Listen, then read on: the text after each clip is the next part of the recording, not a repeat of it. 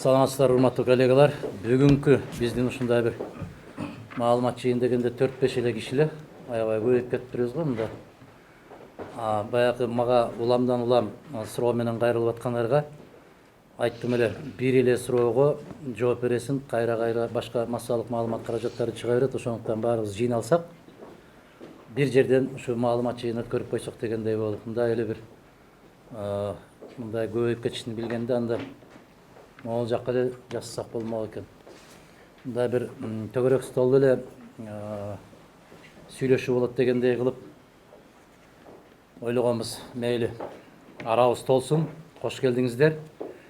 Бүгүнкү сүйлөшүүнү момундай кылсак, адаттагыдай эле бизде суроо бар эле, бизде сөз бар эле деген кишилер болгон болсо, ачык бере берсеңиздер, биз сүйлөшө берели.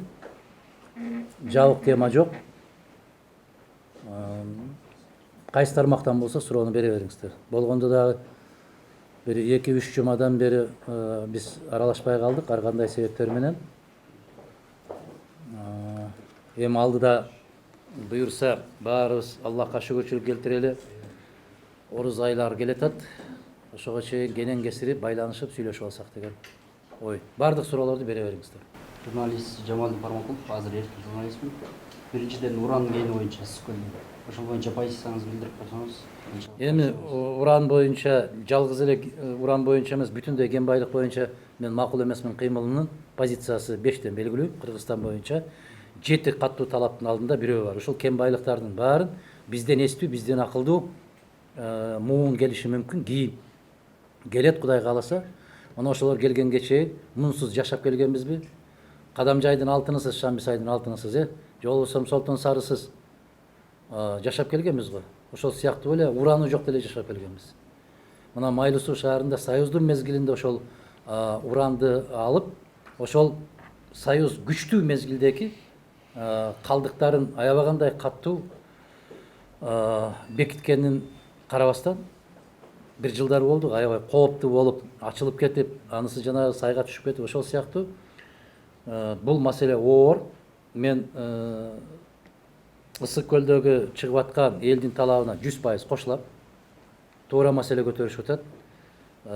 Биринчиден, баягы комиссия түзүлдү деп айтып атканы менен бүгүн 24 KG ушундай сурамжылоо жүргүзгөн экен го. 46% сурамжылоонун натыйжасында 46% аябай каршы. Чечкиндүү түрдө каршылык билдирип атат.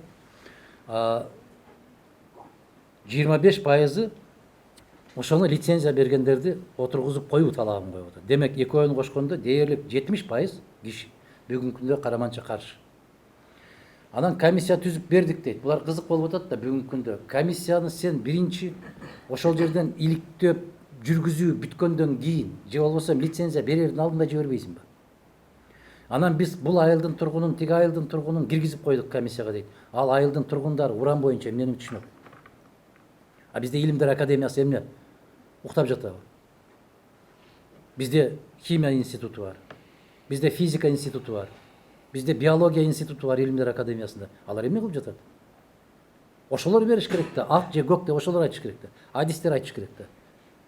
Мына нерсе бүтүндөй бүгүнкү күндөгү бийликке элдин ишениминин кеткендиги бул бир. Экинчиден, комиссия кандай курамда куралышы керек? Ага кандай кесипкөй инсандар кириши керек?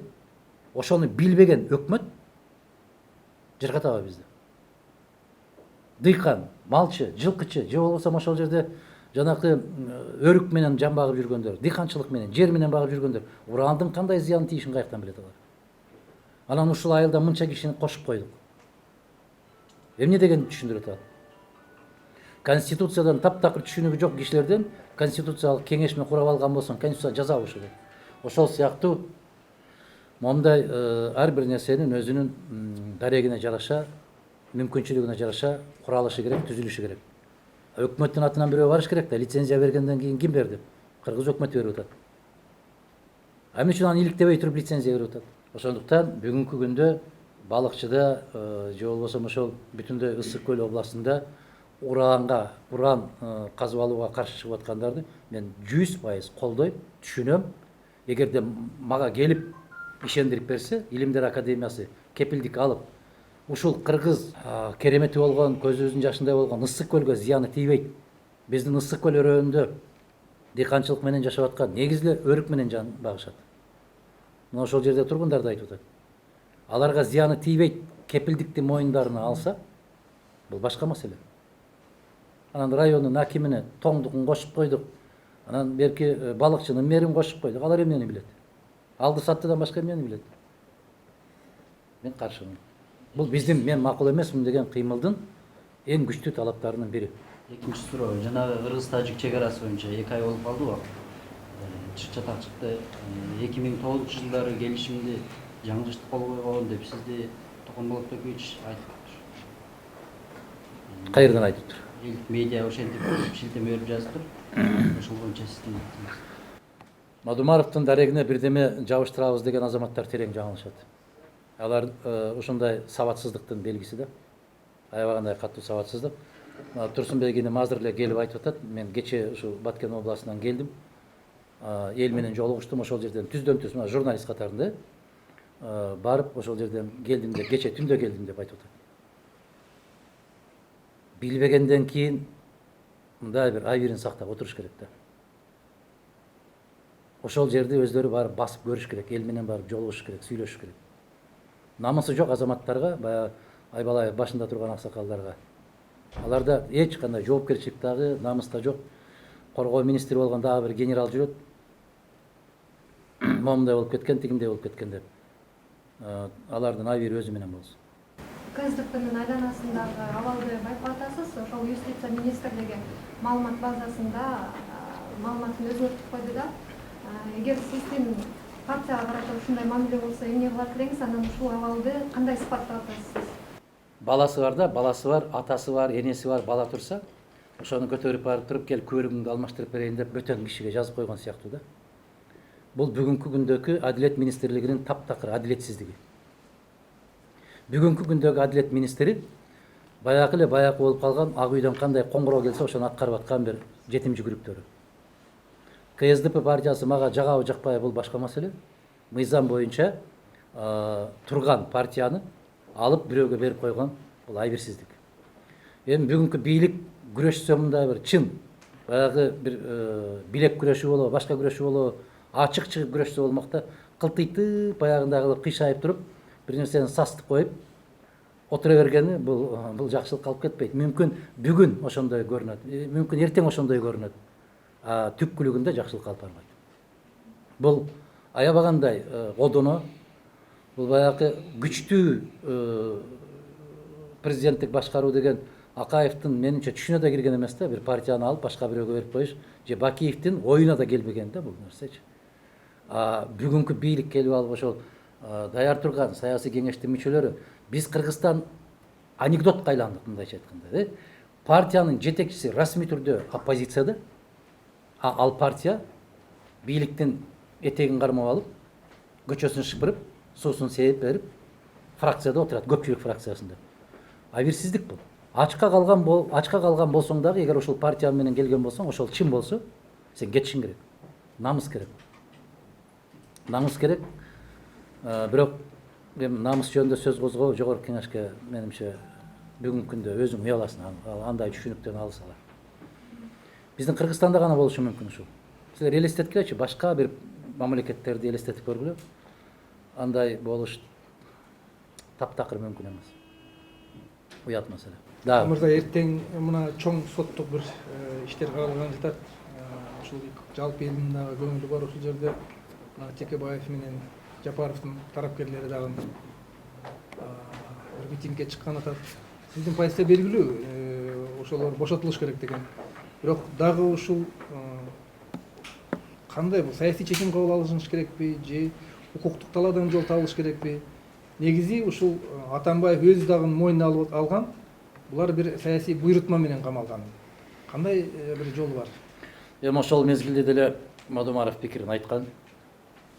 Эгер ошо архив барактарын барактап көргөн болсоңуздар, ошол Текебаев боюнча дагы, Садыр Жапаров боюнча дагы, башка саясий куугунтукталган инсандар боюнча дагы пикирин айткан. Ошол мезгилде укпай атпайбызбы тилекке каршы? Тилекке каршы укпай атабыз да. Анан бир канча жыл өткөндөн кийин, бир убакыт өткөндөн кийин атаңдын көрү кече мына Атамбаевдин билдирүүсү мунун алдында кеткен президенттерден айырмасы жок да. Акаевди айтканда аябагандай каттуу каталыктарды кетирген экенмин. Көрсө элдин турмушу бир кыйла кыйын турбайбы деп асмандан түшкөндөй болуп сүйлөгөн да. Биз эл ойлогондой эмес экен да тагдыр. Турмуш ушундай экен деп аябай каттуу жогорку кеңеште ушундай болуп бир ачылыш ачкан. Кийинки келген президент дагы айтты, тилекке каршы менин тегерегимдегилер Ички иштер министрлиги дагы, коопсуздук кызматынын кызматкери дагы так туура маалымат берген эмес экен мага деген сыяктуу. Анан кече Алмаз Шаршенович айтып атат, жанымдагылар таптакыр туура эмес маалыматты биз какшап атпадык. Биз айтып атык, мына ушу журналисттер, силер айтып атпадыңар, могул жерде момундай болуп атат, могул туура эмес болуп атат, могул туура эмес чечим болуп атат. Анан өзүнүн ишенген 3-4 кишисini алдын алып алат дагы, кеткенден кийин анан санын чаап, чыканагын иштеп, андан эмне пайда? Өзү жасаган. Бардыгы өзү билмейинче жасалбайт. Ошондуктан мен айттым эле, эгерде Жээнбеков чыныгы элдик президент болом десе, а бул элдик президент боло албайт, себеби эл тарабынан шайланган эмес. Эл тарабынан шайланган президент кечеги Украинадагыдай болот. Келгенде эле жарыя кылыш керек эле. Мунапыс жарыялаш керек эле. Өзбекстандын президенти Мирзиёев келгенде мунапыс жарыялап, азыр так сан эсимде жок. 1,5 миңдей кишини мунапыс жарыялаган. 1,5 миңдей кишиге. Бул киши келип түрмөнү дагы менчиктештиргендей сыяктуу, мен айткан киши чыгат, мен айтпаган киши чыкпайт деп отуруп алгандыгы бул текебердик. Мыйзамдуубу, мыйзамсызбы аны териштирип, акырын чыгарып коюп, мамлекеттик комиссия түзүп караштырса боло бермек. Бирок мунапыстык жарыялаш кыргыз калымында бар нерсе, бул жоомарттык деп коет. Бирок жоомарт болуш үчүн киши айкөл болуш керек да, киши бийик болуш керек. Ага деңгээли жетпегенден кийин, маселен, жарышка мыкты күлүктөрдүн арасына бир качырды салып коюп, качырдан аны талап кыла албайсың да ошолор менен жарыштап. Ошол сыяктуу эле көрүнүш болуп калат го дейм. Өмүрбек Бабановдун Кыргызстанга келгенде келбей калышы жобасына сиз кандай? Мен келерине анча деле көп деле ишеним арта берген эмесмин. Кээ бир телеканалдар менен эле радиолор бир жума той кылды, аябай каттуу коңгуроолорун кагып. Эки тараптуу караш керек. Биринчи тарабында мен инсан катары айтайын да, саясатты мындай жыйыштырып коюп, инсан катары айтайын. Мен акмын деп атасыңбы? Кел да далилде. Эгер акмын, бирок Кыргызстанда сот системасы актыкты тактап бергенге күчү жетпейт деп жарыя кылды. Кыргызстанда коррупцияга белчесинен аралашкан бийлик кыргыз мыйзамдарынын негизинде иштебейт деп жарыя кылды. Анан мен ишеним артам, мен үмүт кылам, барсам баары мыйзамдын чегинде каралышы мүмкүн, саясий сооданы токтотушубуз керекпиз. Биз бардыгын ачык айтышыбыз керек. Келбей калышы бул демек Кыргызстанда мыйзам иштебейт деген сөз. Эгер мыйзам иштегендигине толук кандуу ишенген болсоң, анда келип актыгыңды далилдешиң керек. Туурабы? Кандай дейсиңер? Мен Өмүрбек инимдин ал жагын же бул жагын мен аны каралап же башка кылып айта албайм. Аны айта турган тийиштүү органдар бар. Бирок ошол тийиштүү органдар бүгүнкү күндө кыргыз мыйзамдарына дал келип иштебейби? Анда өзүңдүн пикириңди билдир да. Анан ар кандай кылып баягы провокацияга берилип кетип, үчүнчү күч Акаевтан бери кыйкырышат. Үчүнчү күч ким ал үчүнчү күч? 1,5 көргөнбү? 1,5 кармап көрдүбү ошол үчүнчү күчтү? Эгер Кыргызстанда үчүнчү күч бар экенин билген болсоң, ушул укук коргоо органдары тезектерип жүрөбү? Эгер жөнөкөй саясатчы билсе үчүнчү күчтөр бар экенин, кандай дейсиңер? Мына Ислам Абдыганиевич 2000-жылы бир жыйын өткөргөндө ошондо айткан, коррупция деп айтып атат, коррупцияны көргөн киши барбы деп. Ким аны менен барып учурашып амандашып көрдү деп. Ошол сыяктуу Акаев дагы айткан үчүнчү күч деп, кийинкилери дагы четинен эле үчүнчү күч деп келет. Ким ал үчүнчү күч? Билген болсоңор айтып койгулачы. Мага аябай кызык да саясатчы катарында. Ким экен ошолор? Жөн эле биз диагнозду так айтышыбыз керек. Мен бара албайм, себеп Кыргызстанда мыйзам иштебейт. Ушинтип эле айтып коюш керек да, кесе. Анан кийинкилигине бара турган жолуна кичине бир эшик калтырып койгон саясатчылардан тажаган жокпузбу? Кандай дейсиңер? Мындай деп койсо мындай болуп кетиши мүмкүн, кокуста мындай болуп калышы мүмкүн деген ишараттарды токтотушубуз керек го. Кесе эле айтыш керек го дейм да. Түшүнөм, эч кимге жакпайсың. Чындыкты айткан сайын тууганыңдан, досуңдан алыстайсың, бирок жаратканга жакындайсың дейт.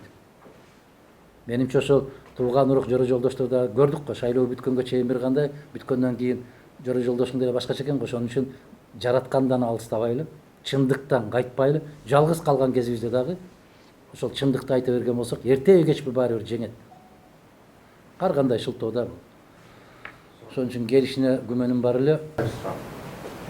Соңра демек бийлик толук алганына 1 жыл болуп калды. Апрель былтыр сапар саптар кетпеди. 1,5 жыл болду да негизи. Анан эмне иштер аткарылды?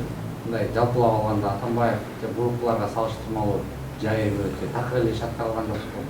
Жалпы кандай? Мен 2 жыл башта айтканымда эч нерсе болбойт депчи.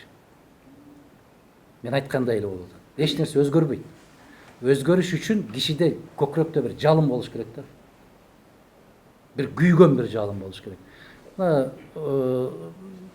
Германияга барып келди, 1 миллиард еврого кол коюлду. Эмнесине коюлду? Кимиңер ушул жерде мына 20-30га жакын киши отурасыңар. Эмнеге кол койду? Ким айтат? Ким айтып берет? Протокол деген болот. Протокол деген ушундай кылсакпы деген оюбуз бар деген кагаз да бул. Анан меморандум дейт. Мына Россияга да барып келди, Россия келди бул жака. Анан айтып атасыңар, ушунчага кол коюлду. Ал меморандум. Меморандум деген кыргызча кантип айтсам экен? Ниет. Ниет. Туура, ниет. Мындай кылсак болот эле. Ушундай кылсакпы деген оюбуз бар. Азыр ушундай мода болуп кетпеди? Ушундай кылсакпы деп ойлоп турам. Ойлоп турам деген сөздүн өзү кыргызча туура эмес да. Мен ойлоп атам, мен ойлойм деген сөз. Ошондуктан 1,5 жылдын ичинде ал же бул же болуп кетти дегенден аябай алысмын. Дагы бир жолу айтам, Хемингуэй да өткөндө айтып бердим эле го. Азыр айтышка туура келет да. Ошол бир жаш жазуучу келип тапшырып кетип, менин чыгармама бир пикириңизди жазып берсеңиз десе, 1 ай өтөт жок, 3 ай өтөт жок, 6 ай өтөт жок, анан кайра өзү Англиядан учуп келет дагы айтат да, Хемингуэй мырза, мен чыгармамды калтырдым эле, ошого пикириңизди жазыңыз деп. Анан карматып коет. Караса бир барагын эле окуган да. Калган окуган эмес. Кандай десе чыгармаң эч нерсеге жарабайт дейт. Сиз кандай кызык кишисиз, бир барагын окуп турсуз, калганын окуп атыптырсыз десек, күндө эртең менен мен өзүмө 2 жумуртка кууруп жейм дейт. Мен жумуртканы аягына чейин жешимдин кажети жок, жумуртканын састык экендигин билиш үчүн дейт. Чындасыңарбы? Ошол сыяктуу азыркы бийлигиң 1,5 жылдан кийин эмне кылат, 2 жылдан кийин эмне кылат? Мына өкмөт башчың айтпадыбы? Биз 1 жыл иликтедик дейт. Изилдеп көрдүк кайсы тарабынан кантип өссөк болот экен. Эми билдик дагы мындан ары карай кадам тишилтебиз дейт. Ал эмне баягы башталгыч класска келдиби? Алиппени окуп бүтүп анан кийин эмне тилге өтөм дегендей. Ошол сабатсыздыктын аркасынан 1,5 жылдын ичинде бир кадамды алга жылыш болгон жок. Тескерисинче жумушсуздук күчөдү. Сыртка чыгуучулардын саны көбөйдү. Сырттан келгендердин саны аябай көбөйдү. Кимиңиздердин эсиңиздерде бар? Чындык үчүн айтып коюңуздарчы. Жанагы Кыргызстан менен Өзбекстандын чек арасы ачылды дегенде ошол жерден туруп айттым эле. Эмнеге калпагыбызды көккө кыргытып атабыз биз? Эмнеге кубанып атабыз? Ал чек арадан ачылгандан биз эмне пайда табабыз деп. Кимиңердин эсиңерде бар? Ошол жерде айтылган. Барбы? Ошол жерде айтканбыз. Ошону чыгарып койбойсуңарбы бүгүн адилеттик үчүн силер? Мына ошого 1 жылдан өттү, 1,5 жыл болуп атат. Мадумаров 1,5 жыл башта чек ара ачылса, биздин дыйкандар аябай каттуу жабыр тартат деп кулак кактым беле. Мына бүгүн айтып атасыңар, баягы күнөс кананы өстүрүп аткандар, биздин жашылча жемиш өндүрүп аткан дыйкандар аябай каттуу зыян тартып атат деп атасыңар. Мен 1,5 жыл башта айттым беле, чек ара ачылгандан эмне пайда табасың? Эл дарбыса бирдеме кошо дарбийт деп эле, алар кубанса биз деле кошо дарбый берели. Бизге зыян ал. Себеп бизде өзүбүздүн күйүүчү май жок, бизде өзүбүзчө жер семирткичтер жок. Өзбекстанда 1 килограмм помидорду өндүрүш үчүн 30 сом керек болгон болсо Кыргызстанда 90 сом керек болот. Анан кантип биз алар менен атааңдаштык кыла алабыз деп ушул жерде мен бүгүнкү күндөгүдөй эсимде бар айтканым. Эми 1,5 жыл өткөндөн кийин кокуй ушундай турбайбы деп ыйлактап атабыз да. Көп нерсени алдын ала эскертебиз, бирок ошол мезгилде кулак салбай коюп атабыз, маани бербей коюп атабыз тилекке каршы. Барбы суроо? Мен суроо. Эмилбек Момунов, Рух медиа сайты. Өткөндө сиздин Казакстандын президенти Касым-Жомарт Токаев менен түшкөн сүрөтүңүз соц тармакка чыккандай дүң болуп кетти да. Анан жумушу жок, расмий жумушу жок, Мадымаровду кабыл алыптыр деп аябай дүң болуп. Анан ошол эле соц тармактарда өткөндө сизди жана Баткендеги кыргыз-тажик чек арасы боюнча азыр айтып өттү. Андан кийин бир сакалчандар чыгып да коркутуп, үркүткөн сөздөрдү айтты да. Анан ушу мен мындай сезем да, ушу атайын эле бир уюштуруп атат да, бирөөлөр уюштуруп атат. Анан Москвадан бир карындашым сүйлөп атат, Баткенден экен. Ошол бир саясаттын сыысын деле түшүнбөйт го. Анан сиз дейт, Адакан Кимсанбаевич, Кыргызстанды эмнеге мындай будуңчаң түшүрүп атасыз дейт да. Анан ушуларды атайлап сүйлөт. Анан ошого эле каршы анан Москвадан бир топ сүйлөп атат. Москвалыктар андай эмес деп. Анан ушуларга мына элге сиз өзүңүз жооп берип койсоңуз, анан ошол эле соц тармактарда Атамбаев менен биригип кетти деп эми угуп да, укпай да, билип да, билбей да айтып атышат да. Анан акыркы суроо мына шайлоого карата 2020-жылдагы парламенттик шайлоого даярдык болуп атат. Сиз катышасызбы? Кандай катышасыз?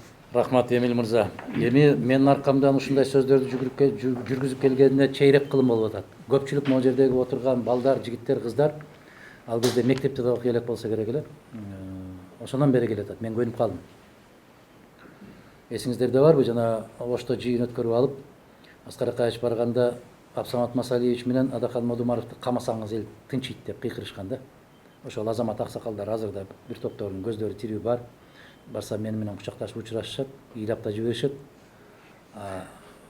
бактылуу болушуп. Ошол сыяктуу жерлерден атайын ушул нерселерди уюштурушат. Бул жагынан профессор болуп калышкан. Бүгүнкү бийликте турган азаматтар, агалары болобу, инилери болобу, ошол иштерди жасап келгендерден да мындай тажрыйбасы бар бул тарабынан. Сөзсүз түрдө мен айылымдан бир экөөнү табып сүйлөтүшөт. Аны карасаң тоого уурдап же кой уурдап барып түрмөдөн кече чыккан болот. Анан жанагы аксакал сүйлөгөн, аксакал бүтүндөй совхозду жеп бүткөн аксакалды сүйлөткөн. Ал аксакалды мен ыраазычылык билдирем. Ошол биздин айылдын аксакалдары жума намаздан кийин калтырып чакырып алышып, аябай каттуу сурак алышыптыр. Ким сүйлөттү, эмне үчүн ушундай сүйлөйсүң? Ошого эле каршы кийин Мадумаровдун жасаган иштери деп ошол жердеги жергиликтүү кишилердин сүйлөп бергендери чыгышты. Эми ушактын заманы экен. Бүгүнкү күндө ушактын заманы, Черчилль айткандай, чындык шымын кийип чыкканча жалган дүйнөнү айланып келет дегендей, жаман нерсени таратып берсең тез кетет экен да. Жакшы нерсе кетпей туруп калат экен. Себеп талап жок окшойт да жакшы нерсеге, туура нерсеге. Чыккан сүрөт боюнча мен Кыргызстандын эле эмес, кошуна мамлекеттердин, башка мамлекеттердин жетекчилери менен дагы жеке мамилем дагы бар. Байланыштарым дагы бар. Биздин кээде айтып калышат, эмне үчүн тиги президент мындай дейт, ал президент мындай дейт. Мен чоң саясатта жүргөндөн бери алар дагы президент боло элек эле. Биз чогуу депутат болуп жүргөндө, чогуу өкмөттө иштеп жүргөндө, ошондуктан бул байланыштар кала берет. Аны жар салып, мен өзүм кимдер менен кандай экенин башкалардан айырмаланып камера көтөрүп жүрбөй, же жолугуп сүйлөшүп келген болсом, аны келип маалымат жыйын уюштурбайм. Ал биздин адамдык мамилелерибиз болуп калсын. Үчүнчү сурооңуз эмне? Атамбаев менен биригип кетти дегенде мен канчалык ал кишини көрө элекмин, үнүн да уга элекмин деген сайын бириктиргенге аракет кылат.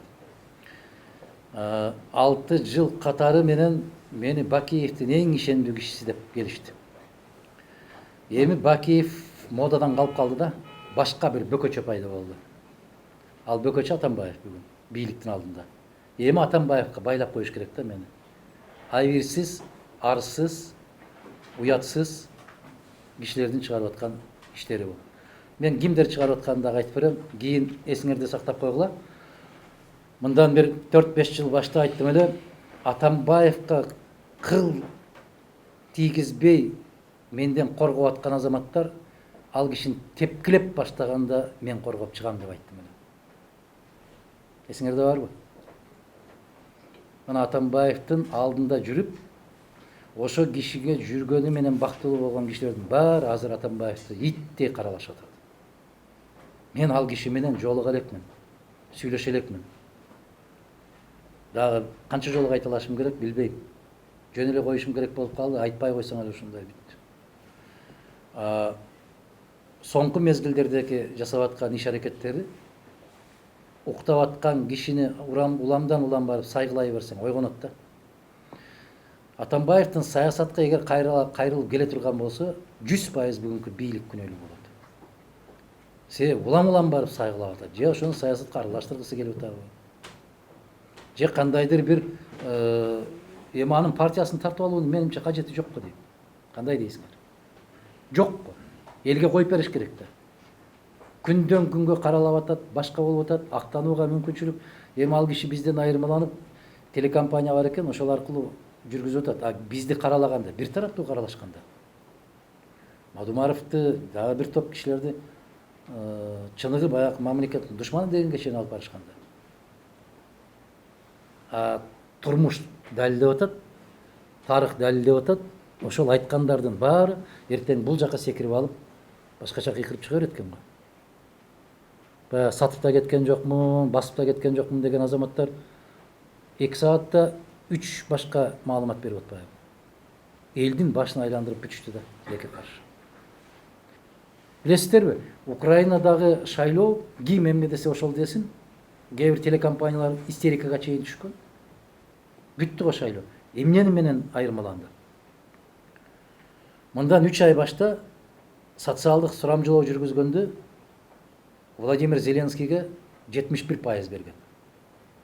Социологиялык изилдөөлөрдүн негизинде. Андан кийин кече exit poll чыкты, биринчи. Расмий чыга элек, шайлоо бүтө элек. Exit poll Зеленскийге 72% берди.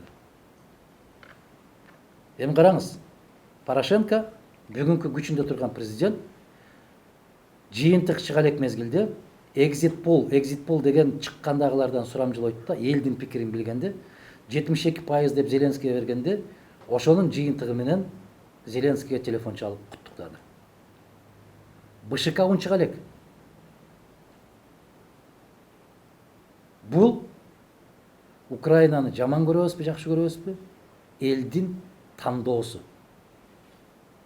Бизде шайлоонун алдында бүтүн Кыргызстан же Мадумаров 65%ды көрсөтөт, БШК аны 6% кылып чыгарып берет. Айырмабыз ушул. Ал жакта эл шайлады. Бизде борбордук шайлоо комиссиясы же күчүндө турган президент шайлайт. Бизде Корейдин кара жашыгы билет ким канча пайыз алат. Бизде шайлоо жок. Бизде тандоо да жок. Бизде дайындоо. Ошол дайындоолордун кесепетинен эң чабал инсандар келет. Мына кече бир артист ырдап атса, аябай ээлирип кол чаап ордунан тура кетип баратпайбы? Себеп өңүндө, түшүндө да көргөн эмес да ошол артист менен ушундай жакын отуруп калам депчи. Бактылуу болуп атпайбы? Мына ушундай өзүнө өзү аябай өтө төмөн баа берген кишилердин кесепети келип калгандыгынын кесепетинен Кыргызстан алдына жыла албай атабыз. Кече жарандык согуш болуп аткан, кече бизден гуманитардык жардам алып, кече бизден ун, чай, нан, кант алып аткан кошуна мамлекет Тажикстан бүгүн бизден 2,5-3 эсе алдына кетип калды. Демек, бизде айтат го, кече гана келип калды. Өкмөт айтып атат го, 1 жыл алар караптыр эки жагы. Не иш кылабыз деп 1 жыл отуруптур. Эми парламенттин 200-дүүлүгүн карагыла. Өзлөрү ун чыкпай болуп туруп өкмөттүн ишин жактырып берет дагы, түштөн кийин чыгып алып, эч кандай жылыш болгон жок деп интервью берип атат силерге. Жылыш болбосо эмне үчүн добуш берди? Булар эл менен ортодо ойногонду үйрөнүп алды. Интервью эл үчүн, а кнопка бийлик үчүн. бул жакшылыкка алып келбейт. Мен жана бир кишиге жооп берип атып айттым. Бүгүнкү түзүлгөн Кыргызстандагы кырдаал мына биздин аба ырайы сыяктуу. Аябагандай катуу кара булут каптап келди да. Жаай албай кыйналып атат да. Кече Кадамжайдан бир аксакал менен сүйлөшсөм айтат. Булуттар келип буулуп төгүлө албай кетип калып атат дейт. Же шамал айдап кетип калып атабы деп. Бизде ошондой буулуп калды дагы. Төгүлүп кетиштин алдында турабыз. Бүгүнкү кырдаал ошондой. Ар кандай нерсе себеп болуп кетиши мүмкүн. Бирок буга саясатчыларды же элди күнөөлөштүн кереги жок. Кымындай да тиешеси жок. Бүгүнкү бийлик сокур, дүлөй, таптакыр эч нерсени түшүнбөгөн түркөй болгондугунун себебинен ошол төгүлүп кетиш коркунучунун алдында турабыз. 2020 жылы парламент шайлоо. Биз шайлоону Эмил мырза 2015 жылы шайлоо бүткөн күнү мен жарыялаганмын. Бул күрөш бүттү, жаңы күрөш башталды деп.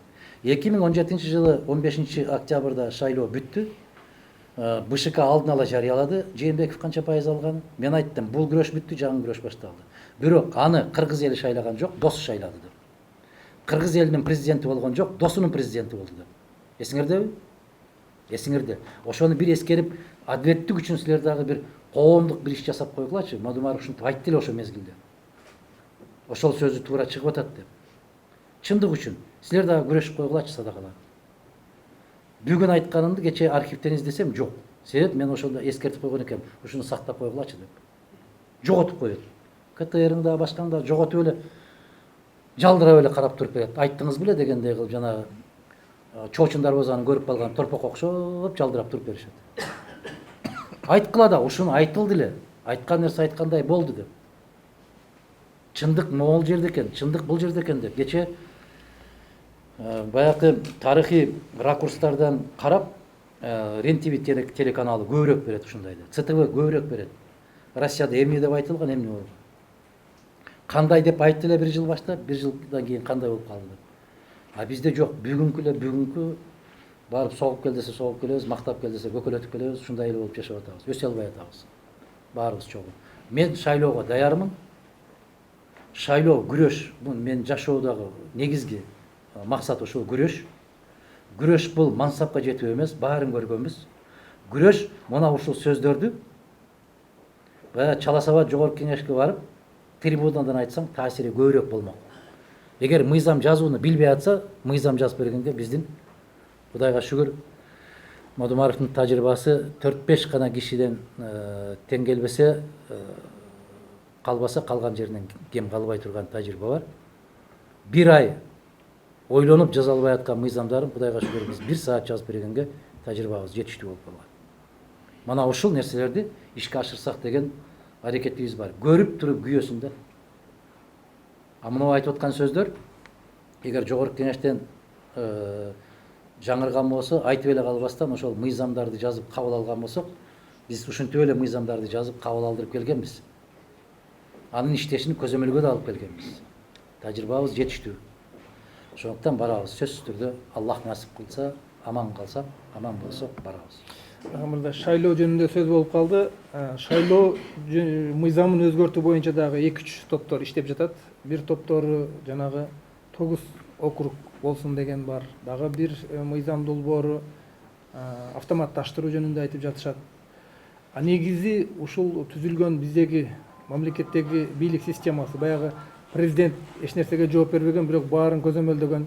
Өкмөт болсо чалажан президенттик кылчакта өзү коркок билиш болуп отурган. Ошо биз мамлекеттик системанын өзүнүн ушундай акыбалында, жогорку кеңештин ушул акыбалында бирден өзгөртүүгө болобу? Болбойт. Кандай бизге Кыргызстан үчүн кандай бир мамлекеттик система керек?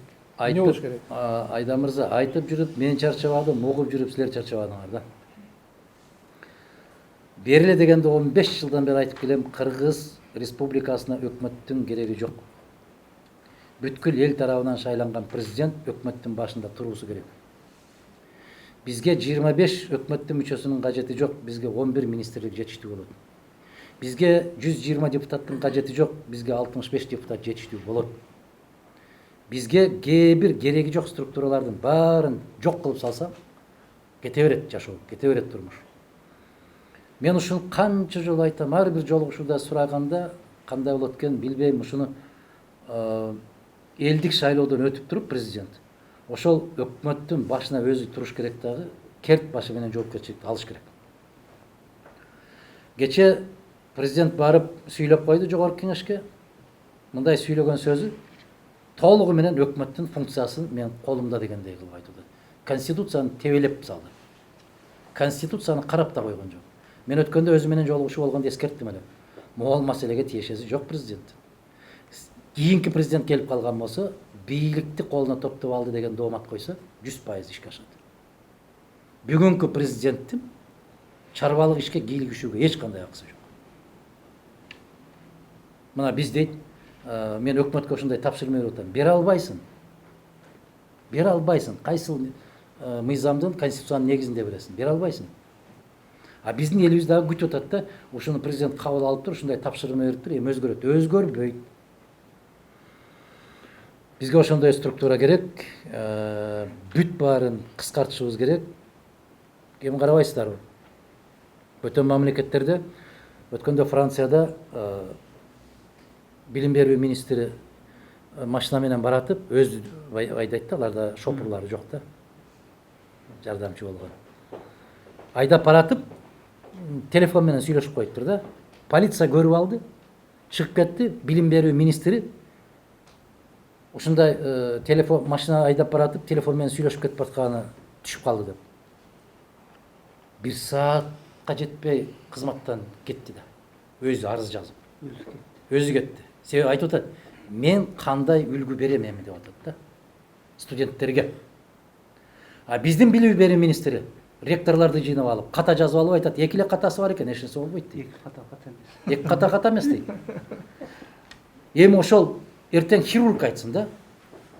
Бир эле жерден ката кетирип койдум, мен сокур ичегисин алам деп өтүн алып алыптырмын деп. Өлбөйт. Өлбөйт, эч нерсе болбойт.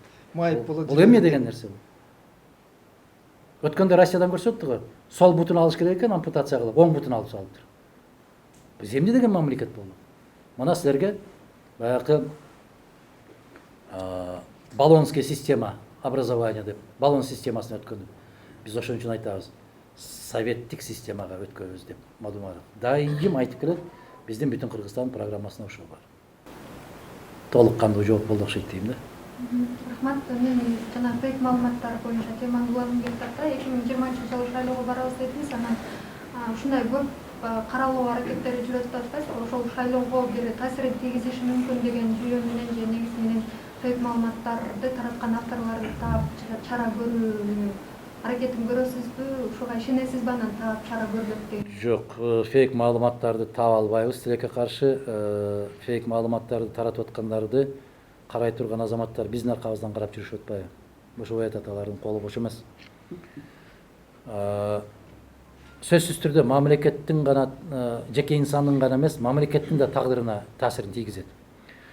Маселен, мындан баштакы шайлоодо Мишель Камдисю деген Европалык банктын төрагасы бар эле. Мишель Камдисю деген аябагандай күчтүү, таланттуу, мыкты тажрыйбасы бар инсан эле. Мына ошого фейк жасашты да. Жалган маалымат таратышты. Эми ушунчалык даражага жеткен киши бир кара кызга көз салып койду деген доомат тартты дагы. Ар жагына киргизип койду. Тордун ар жагына, анын ичинде күрөш жүрдү. Анан алан жеңип чыкты. Камдисю катыша албай калды президенттик шайлоого Франциянын. Эгер Мишель Камдисю ошол Францияга президент болуп калса, Франциянын тарыхы башкача өнүп кетмек. Анан жыр качты. Камдисюну сыртка калтырышты. Шайлоо бүткөндөн кийин кечирип коесуз да, биз жаңылышып калыптырбыз. Туура эмес экен деп. А жана көз салып койду кара кызга деген кара кызга миллионерлер жашаган кварталдан канча чарчы метр болгон там сатып беришиптир. А бизде бүгүн түшкү тамагыңды алып берип, чакырып туруп эле чай берип койгон болсо, могун жайлап бер десе, жайлап берип атпайбы? Арам маалыматты тараткан бүгүн Кыргызстанды табуу мүмкүн эмес. Ошону менен алек болуп аткандарды бул дүйнөдө жазасын албаса, аркы дүйнөдө алат. Себеп аркы дүйнөдө алам деген коркунучу бар киши андай жолго барбайт да. Биз ошо Россиядагы кабыл алган мыйзамды карап көрүшүбүз керек дагы. Жана Айда мырза айткандай, биздин мамлекеттин, өлкөнүн, себеп биздин баалуулуктарга туура келет. Укпайт деп ушак айтпа дейт. Көрбөйт деп уурулук кылба дейт. Ошол ушак айткандарды жазалоо жөнүндөгү мыйзамды алышыбыз керек. Анан гезиттерге аябагандай каттуу чыгып кеткенде деле башта, мындан бир 20 жыл башта, Эмил мырзалардын эсинде болуш керек.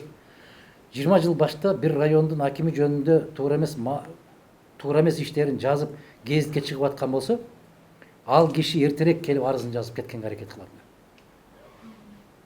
А бүгүн жазып койгон болсоң, кайра баатыр болуп атпайбы? Экос телекомпанияны чакырып жакшы чай берип туруп чыгарып коет экен. Калп жалган тиги жасап атат деп коет. Бүттү. Эл чарчады жалган маалыматтар. Бул мамлекеттин коопсуздугуна дагы аябай каттуу зыянын тийгизет.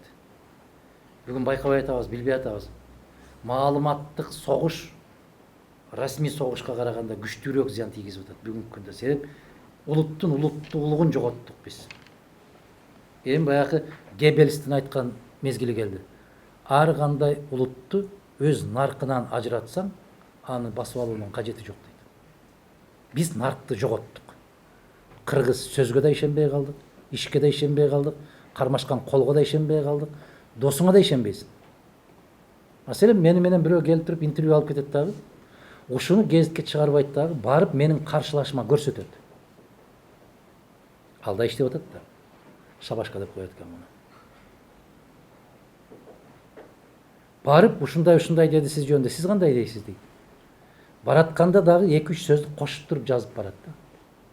Анан тиги тытынат, ыстмасы чыгат, анан ал сөгөт. Бер жактан туруп алган киши айтат, мен аны сөкпөсөм ал эмнеге мени сөгүп атат. Ушинтип шайтандардын жумушун аткарып калды да бүгүнкү баягы ушакчылар. Тилекке каршы ушундай. Биринчи берендеген суроом маалымат каражаттары болуп калды да. Ушул маалымат каражаттары берилген талкууларга карата 3-чү бийлик, 4-чү кошумча бийлик бутагы деп каралып калышы мүмкүн деп маалыматтар таралып атат да. Анан ушул боюнча сиздин оюңуз кандай? Ушул маалымат каражатын бүгүнкү Кыргызстанда көзөмөлгө алышыбыз керекпи? Мисалы үчүн ар бир медиа чыгарып атат кыргыз тилиндечи. Ошолордо өө жок түшүп калганда, бул мисалы үчүн ушулар боюнча көзөмөлгө алып жоопкерчиликке тартыш керек ар бир медианы. Эмнеге биздин тилдин баркын түшүрүп атышат? Бул биринчи суроом. Экинчи суроом, мисалы үчүн 2020-жылы шайлоо келди. Бүт бардыгы аракетти баштады. Бирок мыйзам чыгаруу бийлиги тарабынан жакын арада пайыздык көрсөткүчтү 9%га чыгарышты. Бул дегени келечектеги жаш өнүгүп келаткан партиялардын бийликке келбешине, андан кийин азыр бийликте эмес, сыртта өз ишин аракетин кылып аткан партияларга карата кандай сокку болуп калышы мүмкүн да? Бул партиялар биригип туруп эле анан кийин дагы бир өзүм түшүнбөгөн суроом бар да. Мисалы үчүн шайлоонун алдынан бардыгы убада беришет. Биз салып беребиз. Бирок жогорку кеңештин мыйзамдарында, регламентинде же болбосо конституцияда андай нерсе жок, жогорку кеңештин бир жерде салып бере турган депутаттар. Эмнени салып берет? Мисалы үчүн биз мектеп салып беребиз. Жарайт, мен түшүндүм. Ушундай укугу жок. Бул үчүн аткаруу бийлик турат. Эмнеге биз калкты мынтип алдайбыз да? Кандай жоопкерчилик бар ушул боюнча? Акырынан баштайынчы, калк алдангысы келсе алданат да. Калктын алдангысы келип турат өзү негизгисичи. Отура бер, рахмат. Калктын алдангысы келип турат. Сен мага ушундай кылып бир тамак берсең, мен сага алданайын, даярмын дейт да. Мадумаров дайым айтып келет. Мектеп курасыңбы? Жок. Көпүрө саласыңбы? Жок. Шагыл төгүп бересиңби? Жок. Тамак бересиңби? Жок. Дискотека кылбайм, улак чаптырбайм. Мен ачык эле айтып атпайм, мен үчүн анда алданбайт. Өз алдангысы келип турат. Ушул жалган убадаларды берип, саясий карьера түзгөндөрдүн дагы жоопкерчилигин караш керек. Президенти болобу, депутаты болобу, кимиси болсо ошол болсун. Себеп элдин башын айландырып бүттү. Бирок ишенбейт. Баардыгы эле убада берип коюп, жасабайт. Эми бергенин алып кое беребиз да деген бир балия пайда болду, оору. Мунун башында Аскар Акаевич турган. Баарын издеп тап, өзүңдү өзүң бак. Бергенин ала бергиле, билгениңерди шайлай бергиле деп, мамлекеттин жетекчиси болуп туруп, биздин руханий накта дүйнөбүзгө соккурган ошо киши болуп кетти. Ыдыратып кетти, бүлүндүрүп кетти. Ага чейин бирөөнү чайга чакырып койсо дагы бекинип барып, коркуп барып чакырышат. Андан кийин ачыкка чыгып кетти. Азыр бүгүнкү күндө конкурс. Бирөө 4 жылкы сойгон жерге экинчи партия барып 6 жылкы союп атат. Бүгүн акылдын таймашы эмес, бүгүн акча менен казандын таймашы болуп калды. Бүгүн акыл менен ой жүгүртүп тандабай, ашказан менен тандап калып атабыз. Биз өзүбүз күнөөлүүбүз ушуга баарына. Анан жанагы мыйзамсыз, сабатсыздар келип атат дейсиң. Эми министриң өзү ошондой деп айтып аткандан кийин сабатсыз жазып койгон журналисттерди жоопко тартасыңбы?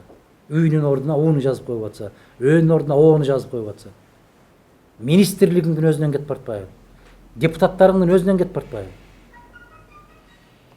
Көрдүңөр го депутаттар бири-бирине жазган каттарын кандай каталар менен жазып атканын, көрдүңөрбү? Эмне дейсиңер анан? Анан 6 класстын баласы жатка жаттап берген ырды мамлекеттин жетекчиси айта албай атса, сөздөрүн алмаштырып коюп айтып атса, анан кимден талап кыласыңар?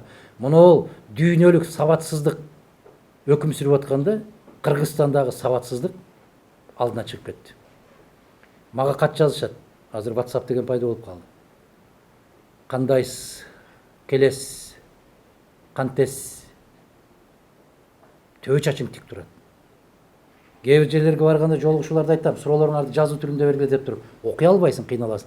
Канчанчы курстасың айланайын садагам, 3-чү курста окуйм дейт. Кантип өттү экзаменден? Кече Россияда аябагандай катуу талкуу жүрүп атат. Урматтуу коллегалар, сиздерге кайрылып айтам. Сиздер аркылуу бүгүнкү өкмөткө, бүгүнкү жогорку кеңешке кулак кагыш кылам. Россияда аябай катуу демилге көтөрүлүп атат. Баягы ОРТны алып салыш боюнча. Кадимки советтик мезгилиндеги экзаменге кайтуу боюнча. Себеп бул эге дегенди ушундай киргизишкен экен, мыктылар киргизген экен ушундайларды. Себеп мектепте окуп, университетте окуп атканда мыкты-мыктыларын жанагындай дүйнөлүк компаниялар тандап алар келишим коюп алат экен дагы. Колумбийский, Оксфордский, Кембриджский дегендерге барып, Сорбонага барып, аларды алып алат экен. Дүйнөгө бүтүндөй баягындай сабатсыздарды чыгаруу программасы бар экен. Сабатсыз болуш керек экен. Түшүнөсүңөрбү? Баягы мисалы биринчи дүйнөлүк согуш качан болгон деп коет дагы 3 коюп коет. 3 жоопту жазып коет. Адам ой жүгүртпөйт экен, басат да лотерея. Ошону менен маймылдардын деңгээлине түшүп атыптыр адамдардын ой жүгүртүү кабилети. 1812 жылы кайсыл окуя болгон деген суроону коюптур Россиядагы мектептеги баягы окуучуларга. Жооп жок экен. Жооп жок. Наполеон Россияга келип Москваны басып алган деген жоопту бере албайт экен. Жигиттер, кезинде жогорку окуу жайларды ачып атканда мен ушул өзгөнгө технологиялык университеттин филиалын ачканда мен каршы чыксам, ошол университеттин ректору чыгып районго барып мен иттей жамандаган эле. Өзүнүн районуна жогорку окуу жайдын ачылышына каршымын. Каршымын мен. Каршымын, 1000 жолу каршымын. Неге? Себеп сабатсыздар чыгат ал жерде. Биз советтик системага кайталы деп аткандагы негизги маселебиз дагы ушундан.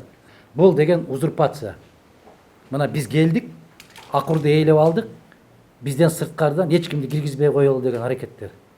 Тескерисинче канчалык бийик болсо, ошончолук, мисалы бүгүнкү күндөгү жогорку кеңештин бүт бардык курамын курап келсеңер, 50% жетпеген добуш менен отурушат. Неге? Бөлүнүп кеткен. 29 партия катышса, 5 партия, 6 партия өтсө, 23 партиянын электораты, шайлоочулары катышпай калды ал жерде. Бул коркунучтуу мамлекет. Алардын көз караш кээ бир мамлекеттерде 3%га чейин түшүрүшөт тескерисинче. Ар кандай саясий көз караштардын өкүлдөрү көчөдө аянтта эмес, парламенттин ичинде күрөшсүн деп. Ошондуктан муну түшүрүштүн жолун караш керек. 19%ды. Бизде 5% өзү стандарттуу жакшы пайыз. Ошону караш керек. Анан жана Айдан мырза айтты, округтарга 9 округга бөлөт экен, анан мындай кылат экен деп. Түйүнөн карап келишибиз керек шайлоо кодексин. Биз жазып бергенбиз 3 партия. Бүтүн Кыргызстан, Арнамыз, анан Аалам 3 партиясы биз кол коюп бергенбиз. 1 жылдан өттү, карай элек, жооп бере элек, ак же көк дей элек. Мына мисалы мен макул эмесмин деген кыймылы Москвадан арыз жазып, мыйзамдын чегинде аракет кылгыла деп талап коет го. Мыйзамдын чегинде мыйзамдын бирдиктүү аткарылышынын көзөмөлдүгү баш прокуратурага берилген. Ошол мыйзам бузулду деп Москвадан келген азаматтар Бишкектеги мен макул эмесмин кыймылы баш прокуратурага берди, БШКны, анан Москвадагы элчиликти. Биз БШКнын ишине кийлигише албайбыз. Сен кийлигиш деп аткан эч ким жок ал жерде. Канчалык мыйзамдуу эмес тыянагын чыгарып бер деп атабыз. Алар коркот да. Бүгүнкү күндө Суталиновду бошоткондон коркуп отургандай коркушуп атат да. Неге сот бошотпай атат Суталиновду? Коркуп атат. Эмнеден? Жогору жактан. Түшүнөсүңөрбү? А эгер мыйзамдуулукту кармаса, адамгерчиликти кармаса, аны бир күндө кармабай, бир саатта кармабай бошотуш керек. Азыр калгандарына да үлгүрөлү. Суроо жок дегенде анан экинчи эмнеге кетебиз. Саламатсыздарбы, Кубаныч бөлүмүнөн суперинформативистке. Биринчи суроо. Жакында эле Мамыт каттоонун жетекчисин кылып Алмаз Мамбетов шайланды. Бул тармактагы ал бир күндө иштептир. Анан сиздин оюңуз боюнча азыркы күндө кадрлык маселе кандай болуп жатат? Анан ошол Мамыт каттоонун жетекчилерин бүгүнкү күндө камакка алып коюшту. Анан кийин депутат Рыскат Момунбеков айтып атпайбы? Бүгүн жөн гана мүдөөсү үчүн, каалоосу үчүн камап коюп жатасыңар деп. Анан ушул иш боюнча пикириңиз кандай? Анан кийинки суроо. Зеленский президенттик шайлоодо эми жеңишке жетүүдө ал айтты да, оюн боюнча бүгүнкү күндө саясатчылар өз ишин кылбагандыктан айластан саясатка бардым депчи. Бүгүнкү күндө Кыргызстандагы абал абдан оор. Ушундай эле өнүкпөгөн темпте тура берсек, мүмкүн кийинки президенттик шайлоодо ошо шоу-бизнес чөйрөсүндөгү адам саясатка аралашып калышы мүмкүнбү Кыргызстанда? Биринчи суроо боюнча бизде кайсыл тармакты алып караба, ал белчесинен батып бүткөн. Мамлекеттик каттоо кызматын аласыңарбы, прокуратураны аласыңарбы, башканы карайсыңар, эмнесини карасаңар карагыла, баардыгы бирдей эле, бири-биринен ашып кеткен жери жок. Ал эмненин кесепети болуп атат? Мына ошол шайлоодо кызмат көрсөтүп берүүнүн кесепети. Отунбаева кеткенден кийин 2 жылдан кийин ушундай бир төгөрөк стол болуп калды эле. Ошол жерде айтып атат. Ай, соттордун баары партиялар болуп кеткен турбайбы деп. А сен айдан түштүңбү? Мен жанында отурдум эле айттым ушуну. Өзүңүз го. Ошол конституцияны кабыл алган өзүңүз. Ошол сотторду дайындаган өзүңүз. Бүгүн түштүңүз бул жерден. Мен ошондо айтпадым беле. Булар партиялык устав менен чечим чыгарабы, же кыргыз мыйзамдары мененби деп. Нарын областынын соту бир партияга тийген, Ош областы бир партияга тийген, Талас областы бир партияга. Ушинтип бөлүп албадыбы устуканда? Бүгүн деле ошол кетип барды. Ошол эле аракет. Бир жерге барганда утуп калышы мүмкүн райондук соттон. Неге? Себеп ал ошол партиянын кызыкчылыгындагы сот. Бул башаламандык, иним. Жеткен башаламан. Бул кааласаңар экинчи жолу кайталайын, үчүнчү жолу кайталайын, канчанчы жолу болсо ошончо болсун. Бизде кагаз жүзүндө мамлекет бар, де юре, де факто мамлекет жок. Жагабы жакпайбы ушул силерге? Себеп мамлекет болсо бирдиктүү бир саясат жүрмөк. Бирок андай жок бүгүнкү күндө. Кийин эмне дедим? Мамлекет каттоо кызматы. Ошо каттоо кызматы боюнча айтып атпаймынбы? Сабаттуулугуна карабайт бүгүнкү күндө. Сен мага ишенесиңбиге карайт. Мен сага ишенем. Мына санариптештирүү боюнча программа бар. Санариптештирүү боюнча биздин Кыргыздын мыкты IT технологияны өздөштүргөн жигиттери расмий түрдө жазып таштап кетишти. Биз Жээнбековго ишенбейбиз деп туруп. Окудуңарбы? Мен да окудум. Мен да көрдүм. Эми ошол санариптештирүүнү ишке алып бара турган киши курулуш тармагынан келген киши да. Кантип алып барат?